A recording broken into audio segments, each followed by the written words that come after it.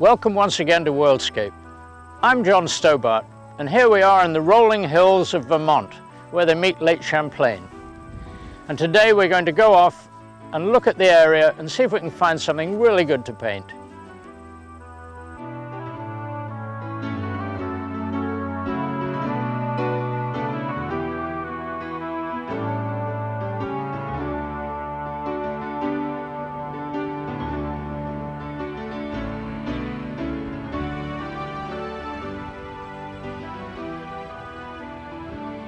The reason I chose this spot is that it has a very good silhouette of what I want to show, and I think it'll be a very good exercise for me and for the people watching to see the backlighting of the subject.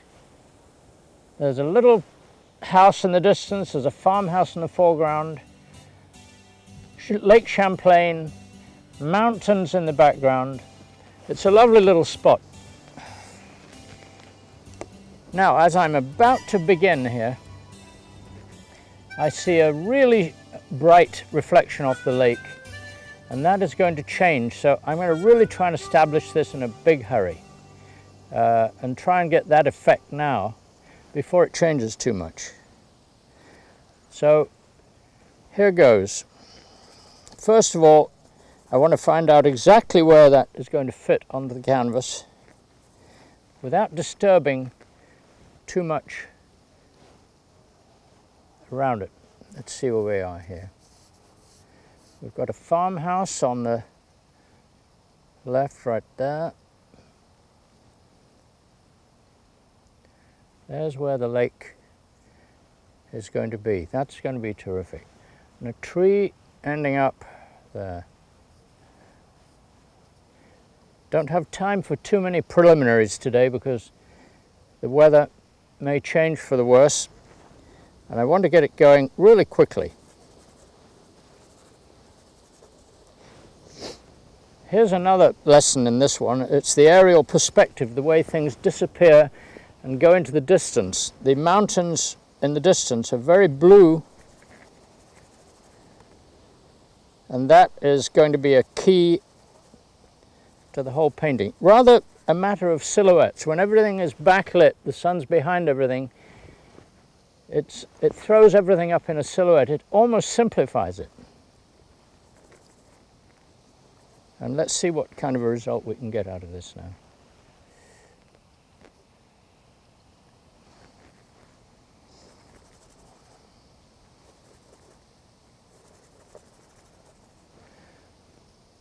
The tone of the light on the lake, as you will see it appear here, is really so bright that it makes the sky, which normally would be the brightest part, it makes the sky look rather dark, and yet the sky is really very light. This reflection off the lake is so vivid that it's going to be a test. Going to be a test to see if this can be achieved.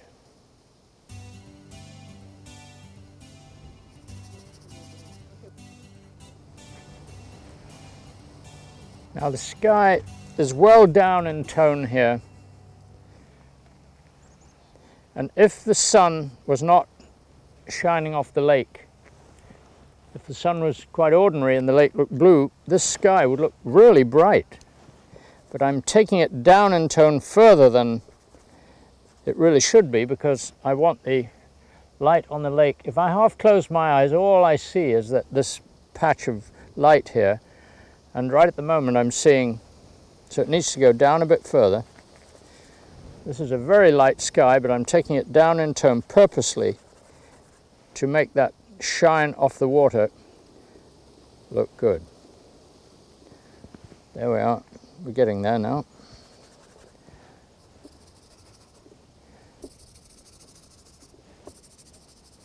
Just want to get some paint on here so that it gets gooey in a little while with the terps being absorbed out of it. I just want to get one tone established so that I can paint into it.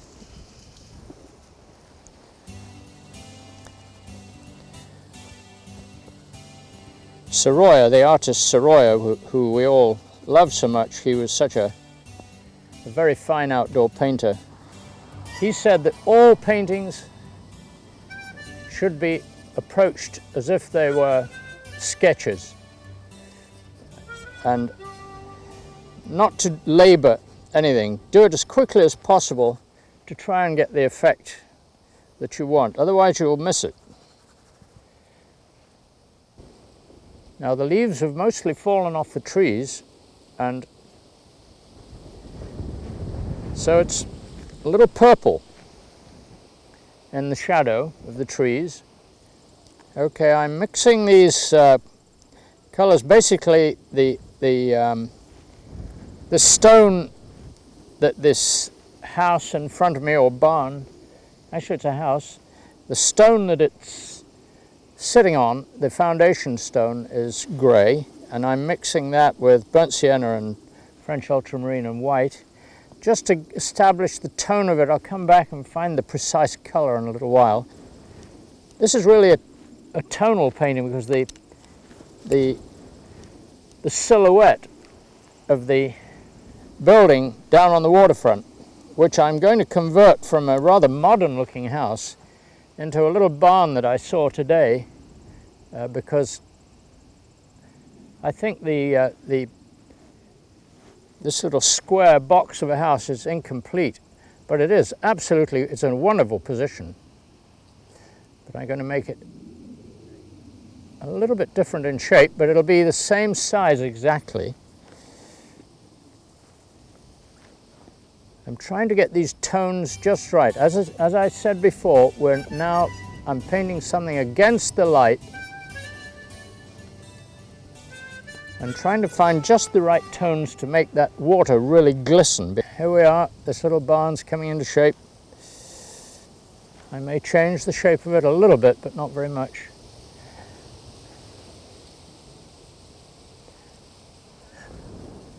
Now I've established,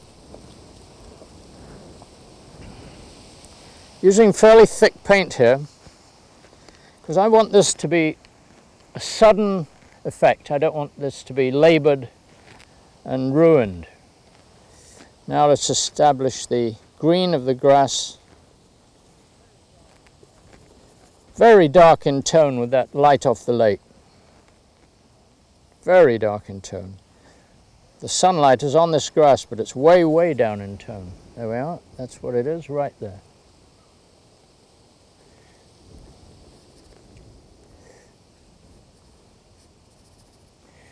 All these things can be adjusted marginally later,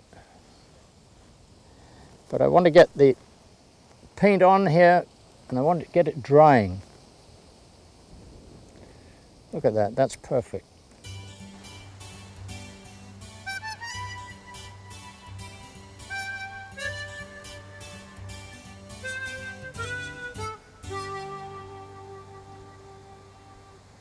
Now I've tried to establish, this is the core of the painting where that light is there. Now when I look at it, the light has moved to here because the sun has gone from there to here. But what I need to do here is to establish the bands of color, the band of the mountains, the band of the water, and the band of the foreground. That's coming together quite quickly now. And I'm just going to concentrate a little bit on the water and putting a little color in the water, because that's a very difficult thing. That's the most difficult part of this thing, is to get the color in the water to make it look as if it's shining. So I need a little warmth in certain parts of it, and then I'll add a little cool bits in parts of it. I see that the brightest part is right in the middle there, where I've got that nice thick piece of impasto, which I'll leave. Now in the foreground, it gets under those trees there, and it's a little, just a shade darker just there.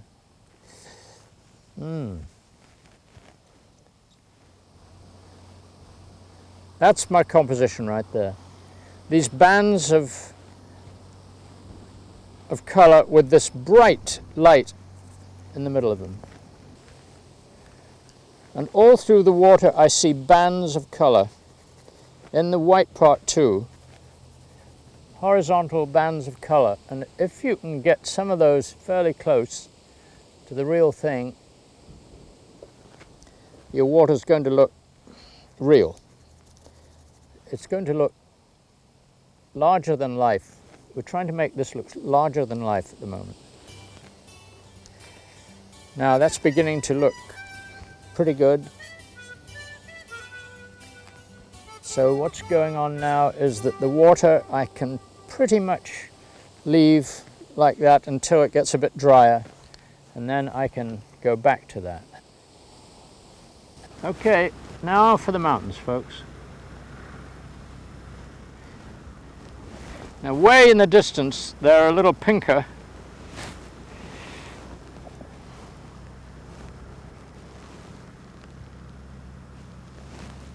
There we are, right in the distance there.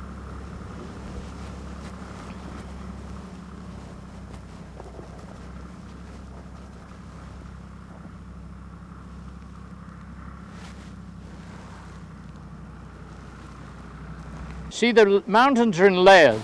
There are distant mountains that are about 10 miles away or 15 miles away. And there are some that are 10 miles away, some that are 5 miles away. All these come toward you. You've got to start in the distance and come toward you. And then you'll create this sense of recession, the receding landscape. Because this is a view, we're looking at a fantastic view here, and we want to make it as fantastic as possible. So we must get that aerial perspective of the distant view coming gradually nearer and nearer. That's what it's all about.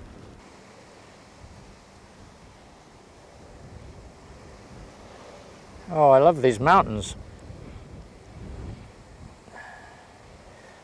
What a wonderful thing it is to see mountains like this, and particularly if you don't live near mountains and you suddenly see them, they're so exciting. I find they're very inspiring things, mountains are. They're so big and they have misty bits in between them. Oh, wonderful. Now, there we are. I've been pretty accurate with these mountains. Now for the closest one, which is darker and it's coming right towards me. This is the one that's only 5 miles away.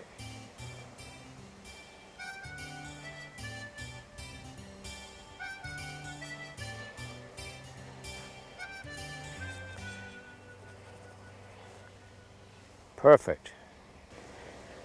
Now, what I'm doing now, this mountain that I'm doing, I'm making sure that the tone of it, which is as if it was black and white, the density of the black, the density of the grey, is just right, but it's also got a colour. It's not grey, it's got a colour, and that colour must not be strong enough that it jumps towards me too much. It's got to be sent right back. I see colour there, but if I half close my eyes I don't see anything but grey.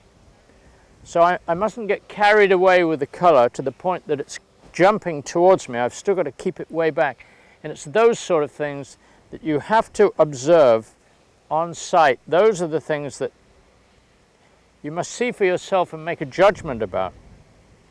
You can't learn that in a book. You've got to look at it on site and make up your mind what you're going to do with it.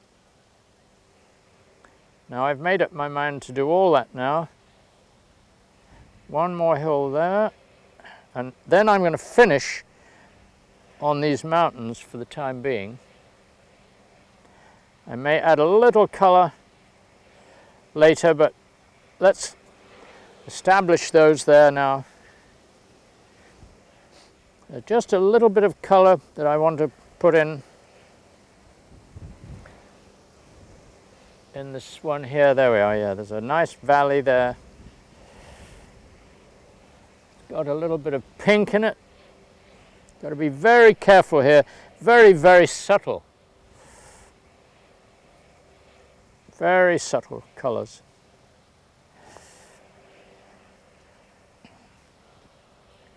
Now the sun has moved right round into a different location from what it was before.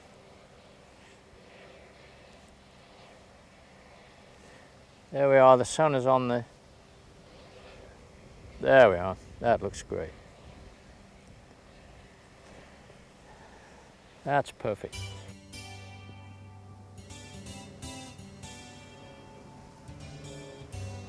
That mountain right there, that's the lightest one in the landscape. And I wanted that one just slightly lighter, and then this range is slightly lighter again, and then this foreground range, much darker, I mean, lighter in the distance, then a little bit darker and a little bit darker here. That will establish the aerial perspective. And each of the tones of color in here have to be also softened as they go into the distance. The hue finally will go right to gray. Even a bright red car, if it was sitting here in front of us, would be brightest red that you could find on the palette. Probably that. But if that drives 100 miles into the distance, just the same gray as the sky. That's the color it would be at 100 miles. And you've got to be aware of all that. This is why we like to work from the distance to the foreground. Now I'm going to clean the edge on the water, which is very, very precise. I don't like hard edges, but I see a harder edge right down the waterline there. And sometimes when a thing shines like the water's shining, it's a good thing to add a little color right in the warm color right in the edge. It'll make it look, it'll define it even better and make it look as if the light is shining. Now, right in the foreground, there is a highway. I'm not going to put the highway in. I'm going to make it into more of a dirt road, because I think it would be more fun to do that.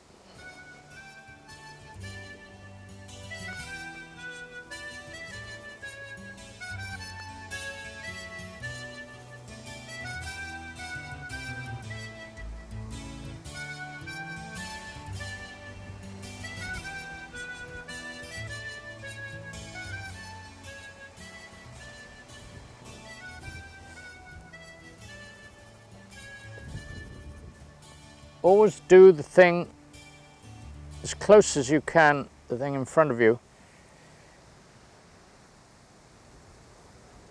Now the foreground road, I'm going to leave much as I've got it there, because, or I'll take it down in tone a little bit.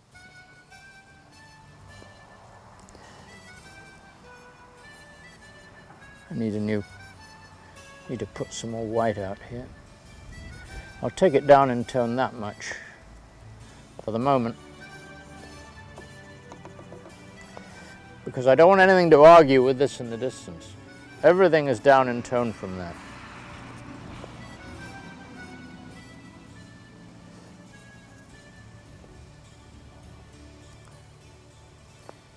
There we are.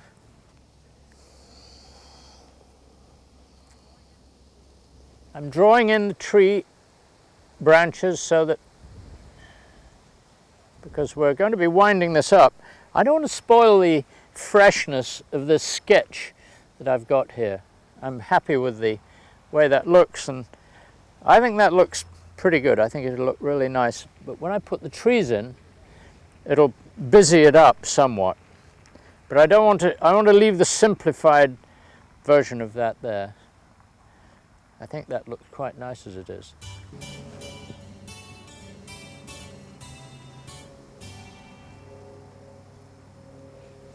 I don't want to touch that right there, I want to leave that. So that's the shape of that tree is coming along now. A little bit more.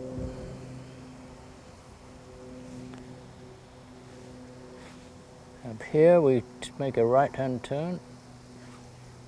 Go over that.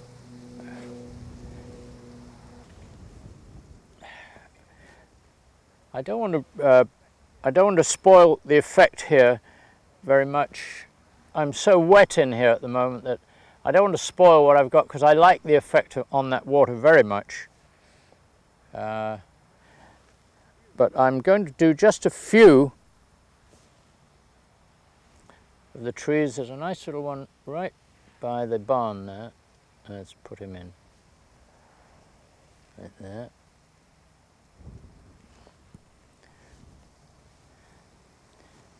That's in just the right spot. Looks like a little oak that burned or something. We'll put that one in.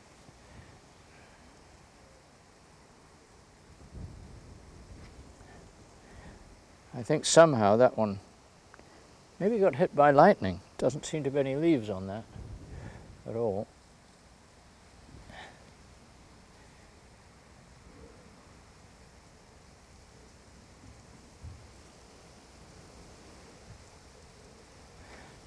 Doesn't take much just to suggest the shape.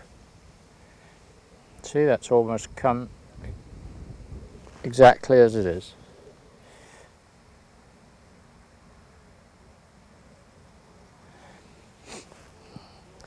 You should always draw things, keep drawing, particularly the young artists should always draw. Draw, draw, draw. Painting is about knowing how to draw, because you draw with the paint.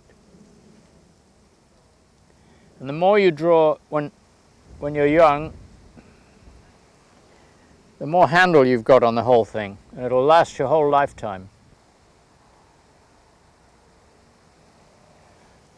Oh, that's nice, that little tree there.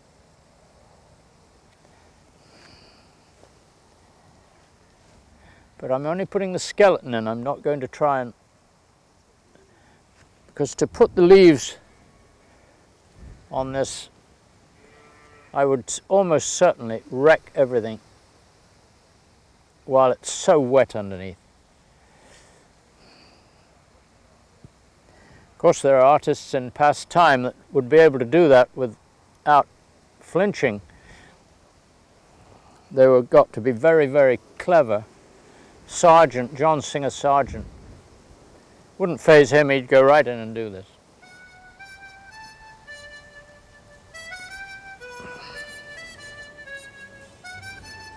Let's put the window in, house window.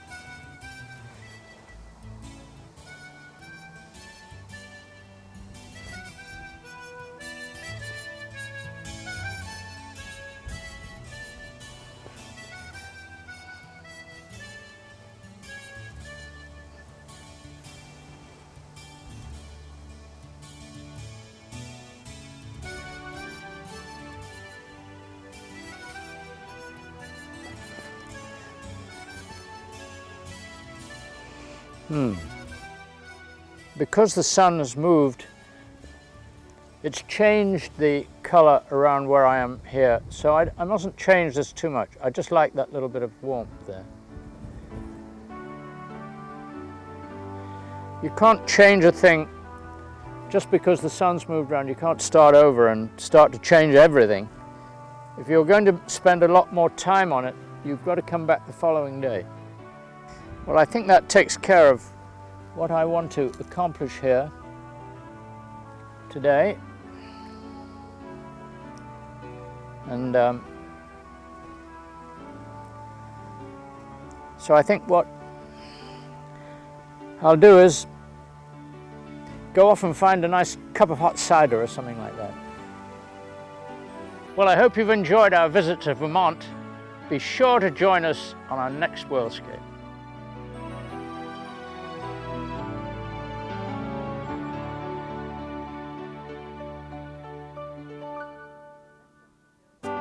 Let John Stobart show you the basics of painting in simplifying outdoor painting. This instructional video, never before seen on television, is available for $29.45, including shipping and handling. To order with a credit card, call 1-800-839-1991 or send your check to CPTV Stobart, P.O. Box 82, Hopkinton, Massachusetts, 01748.